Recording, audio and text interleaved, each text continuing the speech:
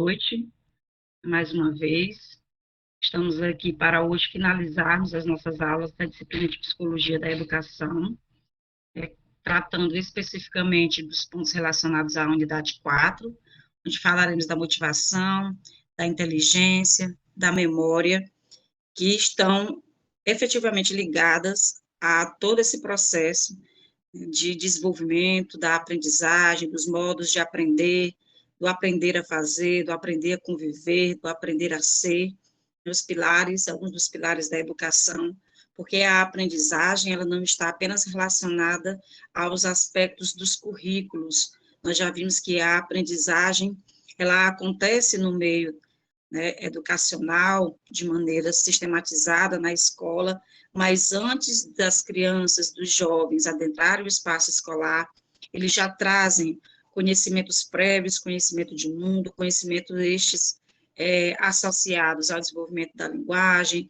associados ao desenvolvimento do raciocínio, associado a múltiplas inteligências que devem, sim, ser observadas na escola, e não só observadas, mas que devem ser estimuladas, motivadas ainda mais no espaço escolar, ok? Ressalto a vocês também que, ao término da nossa exposição, e hoje nós não vamos usar material de apoio, até porque são temas, né, bem mais simplórios, com menos densidade teórica, digamos assim, em relação às outras teorias que nós já discutimos aqui. Após a discussão desses tópicos, eu vou trazer alguns pontos como uma espécie de revisão bem rápida, que eu gostaria que vocês enfatizassem na leitura mais apurada dos textos, né, dos fóruns, de tudo que a gente já discutiu aqui, das aulas que já aconteceram em relação às unidades anteriores, tá? Para que vocês fiquem ainda mais seguros para a resolução das atividades que ainda estão aguardando resposta de muitos de vocês. Vejo também, verificando esses dias na plataforma, que muitos alunos não enviaram as atividades, né, infelizmente, por N questões, né, mas deixaram também alguns, muitos, inclusive, para os últimos prazos, e que todos nós sabemos, alunos que, né, vocês estão na psicologia da educação, não são mais alunos de primeiro período, sabem que o nosso sistema sempre fica bem carregado devido à grande demanda. Então, vamos esperar as providências que podem e deverão ser tomadas, mas em observância às postagens das atividades, eu reforço aqui junto aos tutores, que com certeza já fazem isso, né, de forma cotidiana, né, que nas próximas disciplinas, efetivamente, vocês tentem, né, estar com essas postagens mais, né, não tão em cima da data do limite, tá certo? Da data final, porque problemas podem acontecer, e aí causa essa angústia, alguns constrangimentos, alguns problemas, tá? Então, só fica essa dica, tá certo? Então, o tempo estava lá e observei, infelizmente, que muitos ainda não tinham feito a postagem, por N questões, mas nós temos prazo ainda para isso, tá bom? Bem, gente, falar acerca da motivação, que é um dos primeiros elementos que nós vamos falar hoje, é trazer para o esboço das nossas reflexões, né, que a aprendizagem ela não está relacionada a um passe de mágica. Nós podemos até aqui fazer essa relação, chamando a atenção. E, mais uma vez, agradecerei muito a participação de vocês, até para, né, tornar esse nosso último encontro, né, mais prazeroso, assim como foram os outros, né? Que a aprendizagem, como todas as ações referentes ao desenvolvimento humano, elas não acontecem como um passe de mágica. O que eu quero dizer como um passe de mágica? É mágico, de fato, o ato de aprender, porque observando todos os aspectos biológicos, fisiológicos, sociais, afetivos, realmente pode até nos levar a compreender que é um passe de mágica. Mas um passe de mágica é diferente da ludicidade que a mágica em si traz. O processo de aprendizagem, o desenvolvimento da aprendizagem do ser humano, relaciona-se diretamente, como nós vimos na unidade que falamos sobre a questão dos transtornos, essa aprendizagem está diretamente ligada a esses aspectos biológicos e fisiológicos, né, intelectuais, sociais, econômicos, afetivos, cognitivos. Então, todos esses aspectos, eles se correlacionam para que a aprendizagem se efetive. Mas essa aprendizagem também não está relacionada só a aprender a fazer, né? Ou aprender a conhecer as coisas, mas a aprendizagem do ser humano também está relacionada ao aprender a ser, ao aprender a conviver. Por quê? Porque nós aprendemos uns com os outros. E ao estarmos juntos com os outros, né, nós precisamos desenvolver habilidades que permitam e que facilitem o acesso a diversos conhecimentos. Então, nós vimos, quando estávamos falando das teorias da aprendizagem, especificamente falando aqui das teorias socioconstrutivistas, baseadas em Vygotsky, que essa interação social ela é importantíssima. E ao interagirmos com o outro, nós vamos ressaltar mais uma vez um dos elementos que foram discutidos aqui nas nossas primeiras aulas, que é a subjetividade. A subjetividade vista numa prospecção de alteridade. O que eu quero dizer numa prospecção de alteridade? Aquela subjetividade que, onde eu percebo que ela está presente em mim e no outro. E esse subjetivo relacionado ao meu comportamento e observando o comportamento do outro. Mas não visto, a subjetividade não deve ser vista como individualidade. A subjetividade aqui dentro do âmbito, né, da psicologia é uma subjetividade que vai estar relacionada ao comportamento e à relação estabelecida com os outros. Então, esses pontos devem ser sempre levantados para que não entendamos aqui que essa subjetividade tão proposta pelos estudos da psicologia seja uma subjetividade voltada para a individualidade. Não. Claro que, dependendo da análise, do viés, do ângulo, do estudo da psicologia, que nós vimos que são muitos, né, nós teremos, sim, alguns aspectos onde serão observados a individualidade. Mas falando aqui dentro da psicologia da educação, essa subjetividade deve ter uma prospecção de alteridade. Ter a consciência que eu tenho um eu e um outro, e que essa relação entre eu e o outro, ela é essencial para que todo o processo de aprendizagem do ser humano se efetive. Tá? E dentre esses muitos aspectos, nós temos, como eu já disse, a motivação, a inteligência e a memória. Tá? Então, falando especificamente da motivação, deve-se ressaltar que o conceito de motivação ele é abordado na literatura de diferentes maneiras, e por muitas vezes até de maneira contraditória, tá? Em razão de diversas abordagens, né, nós vamos aqui relacionar, né, esse conceito de motivação que será aqui discutido, nós vamos relacionar diretamente as relações interpessoais.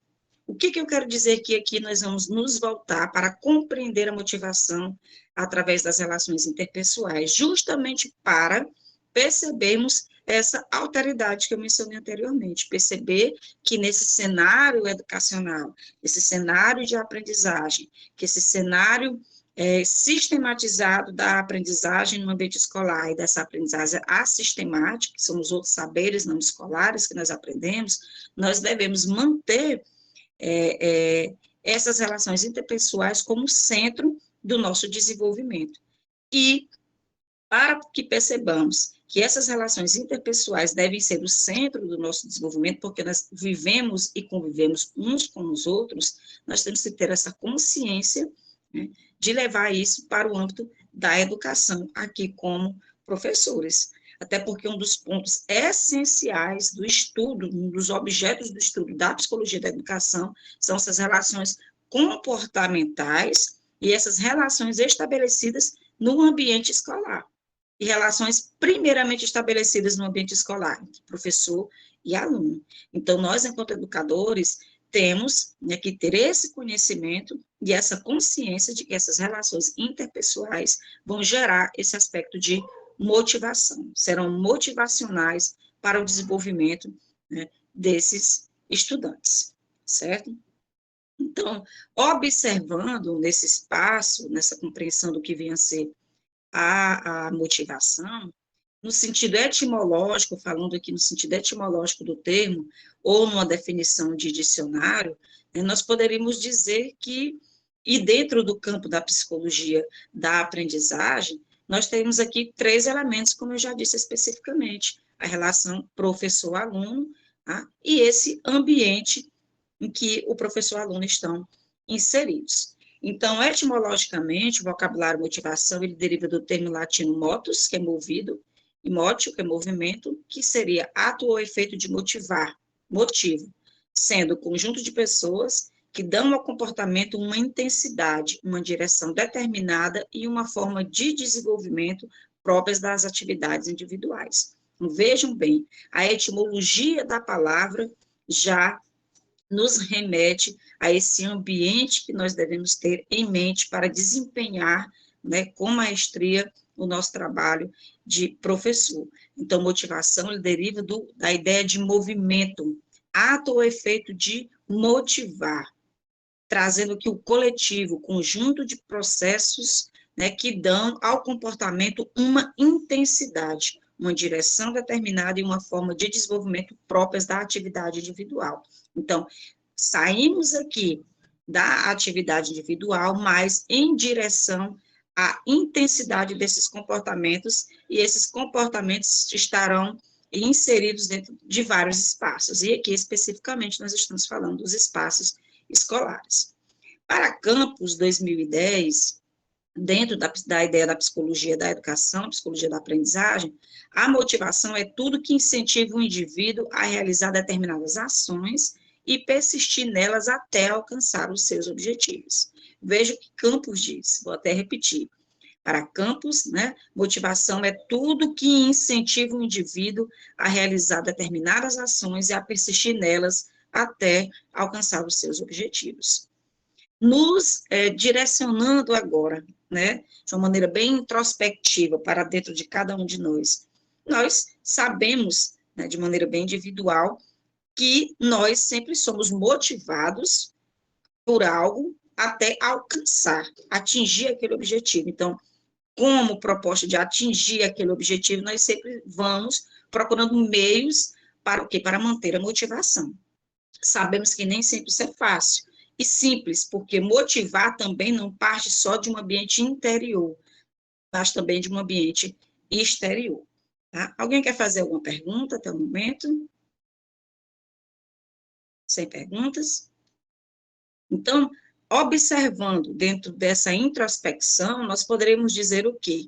Que a motivação faz com que as pessoas deem o melhor de si, façam o possível para conquistar os seus desejos, os seus objetivos, né? E muitas vezes, a gente sabe, infelizmente, como eu já disse, que isso tudo não dá certo, né? Mas também não pode ser elemento primordial para desistir.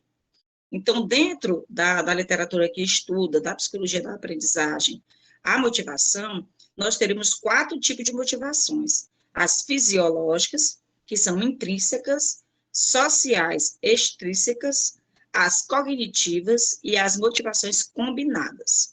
Nós teríamos as motivações, 4 tipos, as fisiológicas, que são intrínsecas, as sociais, que são extrínsecas, as cognitivas e as motivações combinadas. Então, nessa classificação, também, partindo dessa classificação, vários autores identificam as motivações externas como metas de rendimento e as internas como metas de aprendizagem, tá? Essas motivações fisiológicas, que são intrínsecas, estarão relacionadas à ideia de serem inatas, primárias ou biogênicas, ou seja, elas são inerentes à estrutura biológica do organismo, tendo por função o quê? Garantir o equilíbrio orgânico.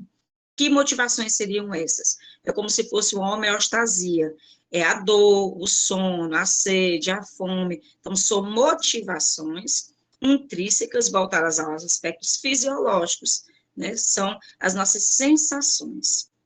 Tá? Já as motivações sociais, que são extrínsecas, elas são aprendidas, adquiridas e também são secundárias ou sociogênicas. Tá? Sobre essas motivações sociais, Bergamini, 2008, ele afirma que as motivações sociais, elas variam de pessoa para pessoa, de cultura para cultura, e são adquiridos por meio de um processo de socialização que resulta na aprendizagem social.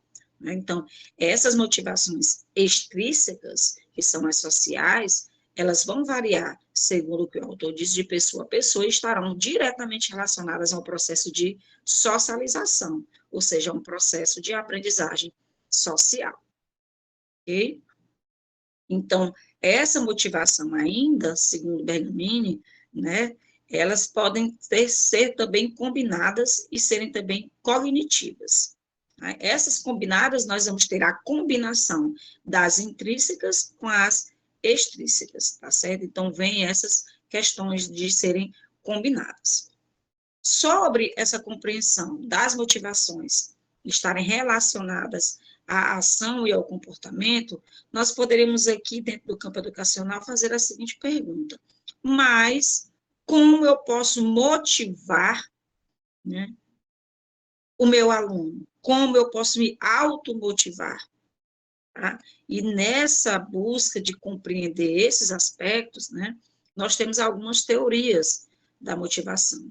Então, essas teorias de motivação, elas foram o quê? E são uma tentativa de explicar porque os estímulos evocam respostas, porque um determinado estímulo invoca uma certa resposta, em vez de evocar outras, né? Por que certos estímulos trazem algumas recompensas e outros não? Por que certas respostas, né, parecem surgir por si mesmas? Então, você observa a complexidade da proposição de uma teoria da motivação, por quê? Porque essa complexidade da proposição de uma teoria da motivação traz esses questionamentos que procuram compreender ou que procuraram explicar o sentido e a origem dessa motivação interna, intrínseca, e essas sociais extrínsecas. Então, sempre essa tentativa de buscar compreender como essa motivação, né, ela se desenvolve.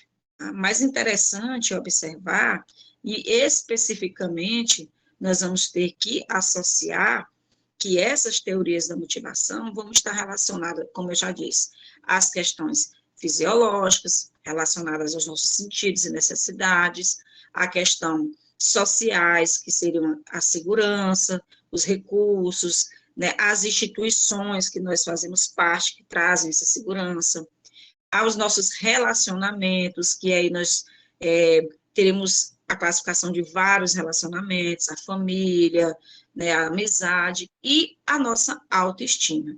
Então, essas motivações combinadas, que seriam a junção da intrínseca com extrínseca, vão estar relacionadas diretamente a esses pontos, né, como eu já falei, as necessidades humanas básicas, que são as fisiológicas e as de segurança, e depois as que estão mais relacionadas aos aspectos sociais. Ok? Alguém quer fazer alguma pergunta, gente? Então, sempre dentro do espaço da escola, né, observando a construção e a sistematização dos conhecimentos que são ensinados e aprendidos nos espaços, né, que vocês já atuam ou vão atuar, é interessante que essa automotivação também exista, né, não só, né, no professor, mas que o professor também seja capaz de desenvolver essa automotivação, né, para o ambiente escolar. De que maneira que ele vai fazer isso, né? Pedagogicamente falando, transformando essa teoria motivacional, essa compreensão de motivação, em prática pedagógica. Na opinião de vocês, como nós poderíamos, digamos, transpor essa minha fala aqui em meios mesmo, em práticas pedagógicas? Como vocês acham que o professor pode motivar? Vamos lá? Vamos, pessoal. Ou o professor não tem essa responsabilidade, na opinião de vocês? Tem ou não tem? Eu acho que tem, né? Tem sim, e como tem, né? E como tem. É bastante essa responsabilidade. Claro que ele não é a peça central e o único responsável por esse processo. Nós sabemos disso, né? Mas essa motivação que vai estar associado lá às instituições, isso, usando as atividades lúdicas, promovendo a participação de todos os alunos, o lúdico pode ser capaz de fazer com que os nossos alunos percebam as suas habilidades, as suas inteligências mais afloradas, né? E ao perceber essas inteligências mais afloradas, eles vão procurar desenvolver ainda mais, né, os seus, as suas habilidades, a sua vontade de aprender. Então, sempre é necessário que o professor precise motivar e sinta-se motivado também para isso. Só que essas motivações, elas vão estar relacionadas a esses aspectos, como eu já disse, próprios do ser humano, mas nós estamos falando de um ambiente, voltando aqui para a escola, nós estamos falando de um ambiente que estimula o aprender, né? E aí, quando nós falamos de estimulação do aprender, nós voltamos o nosso olhar para quê? Nós voltamos o nosso olhar à compreensão da inteligência, como nós aprendemos, que é outro ponto que é tratado aqui na nossa disciplina. Então, saindo do aspecto motivacional, que pode trazer uma ideia de abstração, mas na verdade não traz, nós começamos a falar de inteligência, né? E nós sabemos que nós, frequentemente, enfrentamos uma série, como seres humanos, de grandes oportunidades, né, disfarçados de problemas insolúveis. Quem disse isso? O autor, né, da teoria das inteligências múltiplas, que é Gardner. Então, entender como essa inteligência é desenvolvida e a importância de conhecer as múltiplas inteligências que nós temos é essencial para o professor, que ele conheça. Por quê? Porque dentro do quadro das múltiplas inteligências, nós temos pessoas que têm inteligências mais afloradas e outras não. É necessário que o professor compreenda para que ele possa provocar esse estímulo, levar essa motivação, tá? Então, quais seriam essas inteligências? Primeiro, vamos entender que inteligência, etimologicamente falando, vem do latim intelligência, que significa capacidade de entender, intelligere, formado por intus, entre, e legere, escolher. No dicionário, inteligência é definida como a faculdade de pensar e compreender. A inteligência está associada ao ato de pensar e compreender. E para Gardner, o autor da teoria das inteligências múltiplas, ela é a capacidade de resolver problemas adequadamente ou elaborar produtos que são importantes num determinado ambiente ou em comunidades culturais. Então, para ele, Gardner, a inteligência é a nossa capacidade de resolver problemas.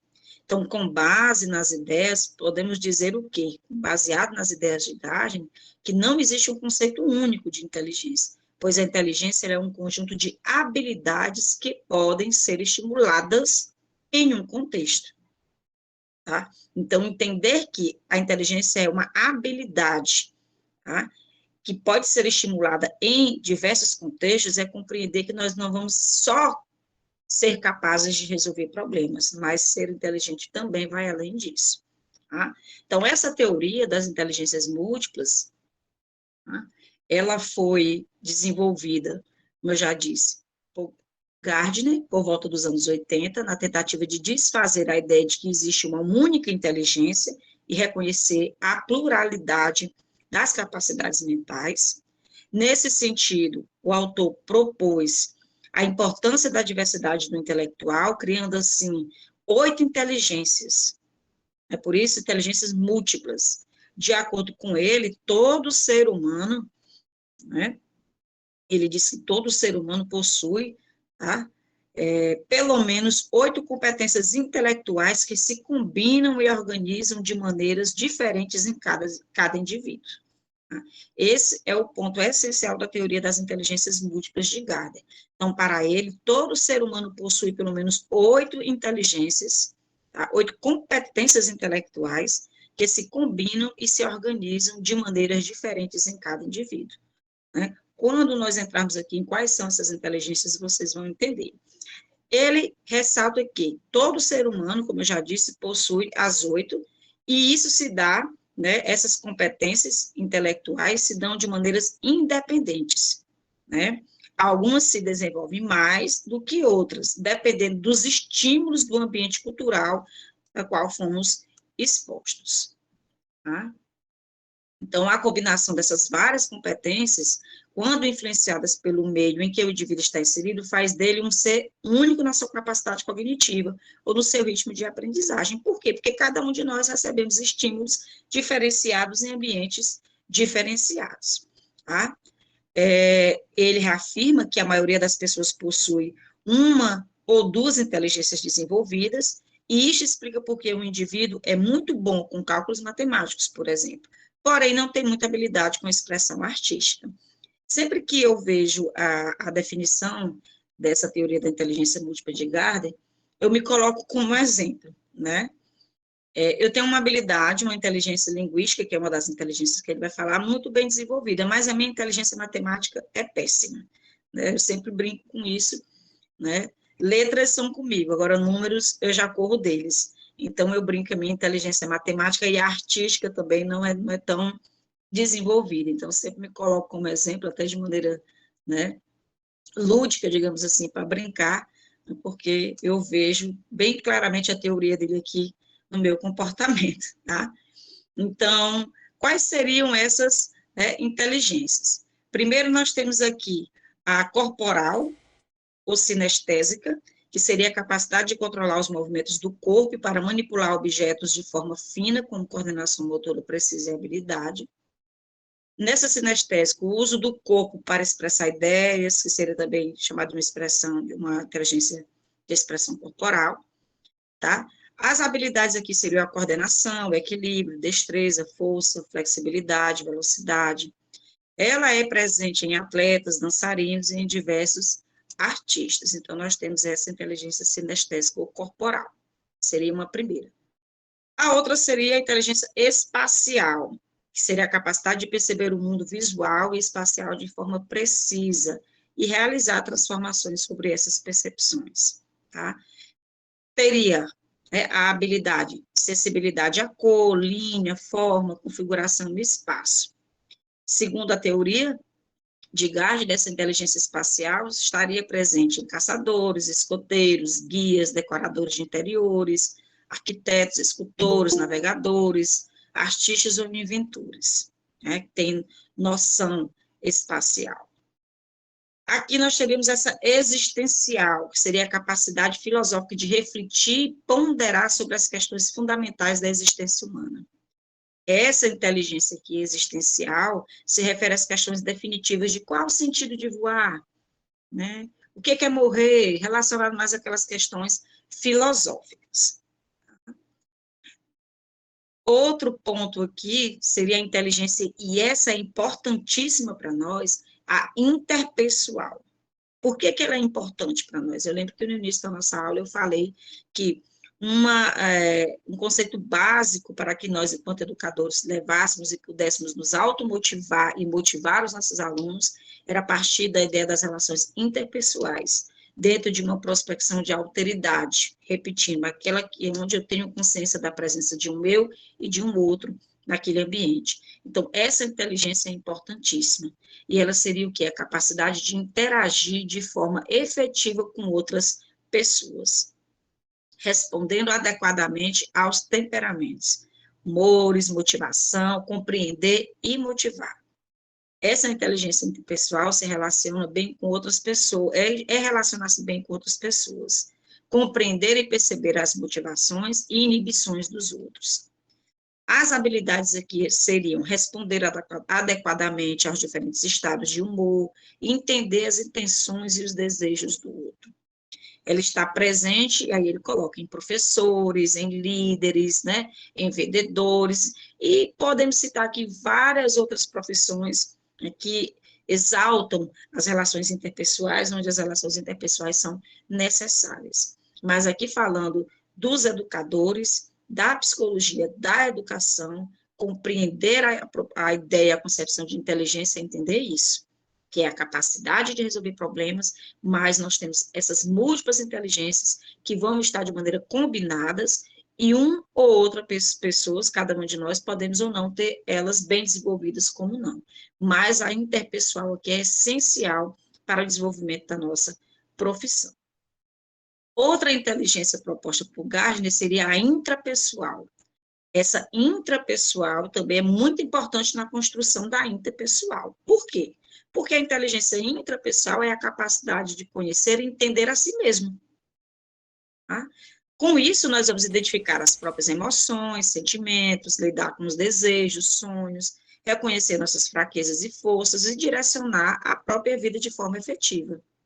Quais seriam essas habilidades? Né? Quais seriam as habilidades aqui desenvolvidas na inteligência intrapessoal, que é a inteligência voltada para o reconhecimento de si? Seria o autoconhecimento, a capacidade de adaptabilidade, de gerenciamento de emoções e sentimentos em função de seus objetivos. Então, aqui ele coloca alguns exemplos de profissionais, seriam psicólogos, filósofos, romancistas, gurus, místicos, mas aqui eu colocaria também não só esses profissionais, certo? Outra inteligência dentro do que traz Gardner é a linguística, a qual eu me coloquei ainda há pouco. Essa inteligência linguística seria a capacidade de usar as palavras de forma efetiva. Ela permite transmitir ideias, assim como agradar, convencer e até manipular. Quais seriam as habilidades dessa inteligência linguística? Sensibilidade para ações, identificação do significado das palavras, compreensão das diferentes funções da linguagem e facilidade de aprender novos idiomas. Estaria presente em escritores, poetas, roteiristas, editores, publicitários, jornalistas, colocaria aqui também professores e outros profissionais, tá? E ele ressalta que essa inteligência é a inteligência mais compartilhada na espécie humana. Aí nós sabemos por quê, porque a base da inteligência linguística é a nossa linguagem, que são as nossas manifestações, tá? Então, evidentemente, é a mais compartilhada. Outra inteligência também muito presente no espaço escolar, muito importante para a nossa vida, é a inteligência lógico-matemática, que seria o quê? Que eu também mencionei ainda há pouco e me coloquei como exemplo de que não tenho ela bem desenvolvida. Seria a capacidade de usar os números, de lidar com a linha de raciocínio, de levantar hipóteses, de trabalhar com manipulação de símbolos, tá? Então, essa inteligência lógico-matemática, ela permite explorar padrões, através da manipulação controlada de objetos, lidar com diversos raciocínios e resolver problemas. Quais seriam as habilidades da inteligência lógico-matemática? Facilidade para contar, para realizar cálculos matemáticos, perceber a geometria nos espaços, e estaria presente em matemáticos, cientistas, engenheiros, físicos, investigadores, né, e em outros profissionais também. Ok? Então, outra inteligência aqui seria a inteligência musical, tá? Inteligência musical, que seria o quê? A capacidade de perceber, discriminar, transformar e expressar formas musicais. Por meio dessa inteligência é possível identificar diferentes sons e, frequentemente, né, conseguir até reproduzir. Quais seriam a habilidade? As habilidades: produzir e apreciar ritmos, tocar instrumentos, compor, organizar sons de maneira criativa, a partir de elementos como tom, timbre. Essa inteligência estaria presente em artistas, compositores, maestros, fabricantes de instrumentos, musicistas, críticos. Né? É uma inteligência bem específica, né, que nós sabemos que não são todos que conseguem desenvolvê-la, é o que tem.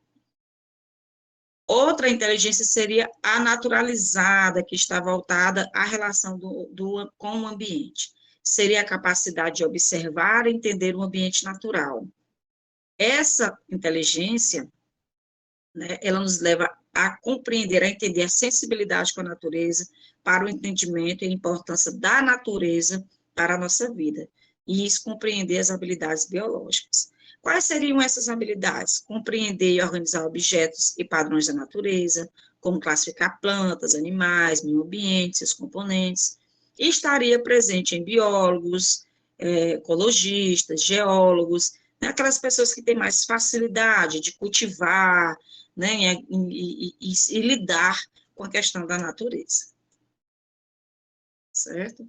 Então, nós teríamos aí essas inteligências que eu mencionei aqui para vocês podem depois procurar, né, na internet mesmo, outras questões, é um material bem amplo na rede, vídeos, slides, textos, né, bem rico, vocês podem aprofundar a leitura de vocês e até no material base da disciplina também, tá? Então, pela proposição dessas teorias, Gardner, ele mostra o quê? Que a inteligência, ela é existencial, ele vai levantar hipóteses, né, fundamentais sobre a existência. E isso vai levar bem à localização de cada um de nós no escopo do desenvolvimento cultural do homem, né? Então, ele conseguiu perceber isso muito bem. Agora eu faço uma pergunta para vocês. Será que é importante nós, enquanto educadores, termos esse conhecimento das inteligências múltiplas e por quê? Vocês acham que é importante ou não? A inteligência se resume a uma única inteligência, é apenas a capacidade de compreender e resolver problemas. Será que é essa apenas a inteligência que nós desenvolvemos? Vamos lá, pessoal? Podem ficar à vontade no chat, pode falar. Eu ressaltei bem a minha inteligência linguística e mencionei minha fragilidade na inteligência matemática, né? Talvez muitos de vocês aqui tenham a mesma questão que a minha, e os nossos alunos, né? Mais uma vez, nós voltamos ao ambiente da escola e correlacionamos aos aspectos comportamentais. Então, o professor, ele é capaz de observar essas habilidades dos seus alunos e conseguir perceber ali como ele pode motivar o desenvolvimento dessas habilidades. Então, dentro da diversidade presente na sala de aula, nós conseguimos perceber aquele aluno que tem uma habilidade linguística, que lê, que gosta de ler, de escrever, de falar.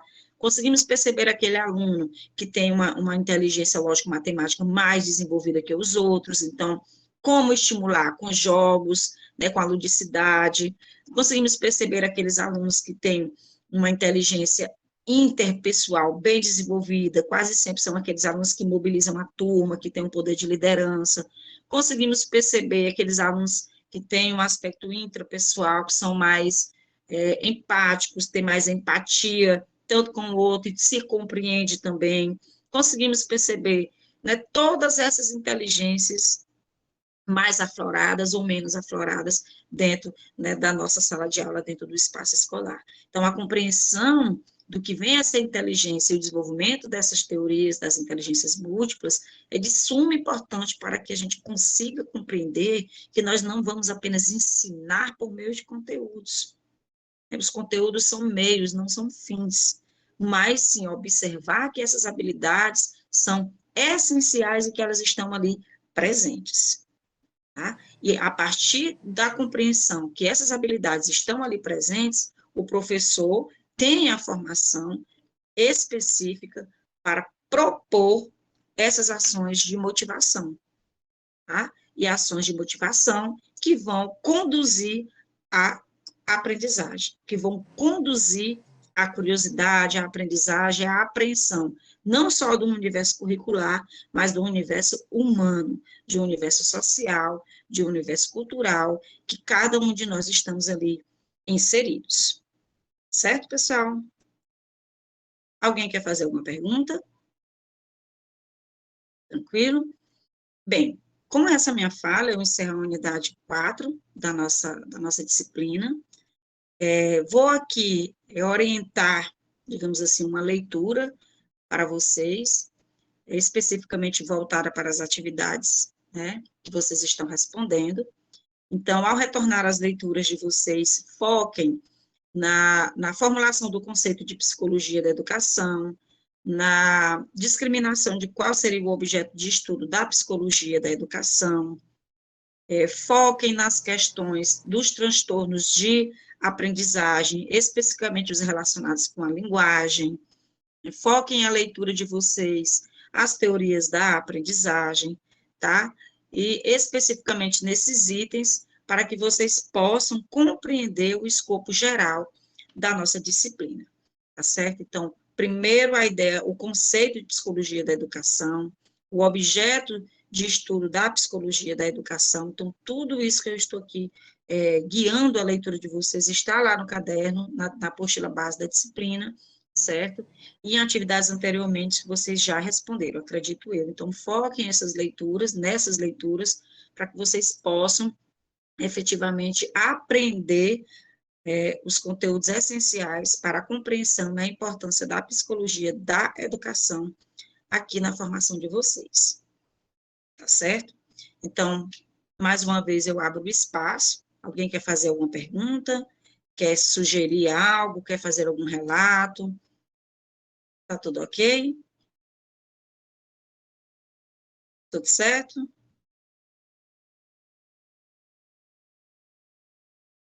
Olha, a atividade 2, na própria atividade, já estava bem claro que era das teorias da aprendizagem, tá? Bem clarozinho lá, no enunciado da questão, que era sobre as teorias da aprendizagem, certo? Então, vejam lá direitinho, tá bom? Alguém quer fazer mais alguma pergunta acerca das atividades? Quer tirar alguma dúvida específica de alguma atividade? Pode ficar à vontade. Mais alguém? Tudo ok, né? Certo. Pois assim, gente, eu me despeço de vocês com a disciplina Psicologia da Educação. Espero que tenha, né, trazido, com certeza, alguma ampliação, né, dos conhecimentos de vocês, que nós tenhamos conseguido correlacionar todo esse universo da psicologia para a nossa formação enquanto professores, tá certo? Ednilza, eu sempre envio os gabaritos para a Nádia, tá certo? E a Nádia envia para vocês, até porque eu mudei o contato de celular e eu não tenho o contato de todos os tutores. Então, eu envio para a Nádia, tá? E aí vou pedir, certo? Que ela envie para vocês, ok? Direitinho. Inclusive, os gabaritos já foram enviados desde quando foi enviado o material, toda a disciplina, desde o início, tá bom?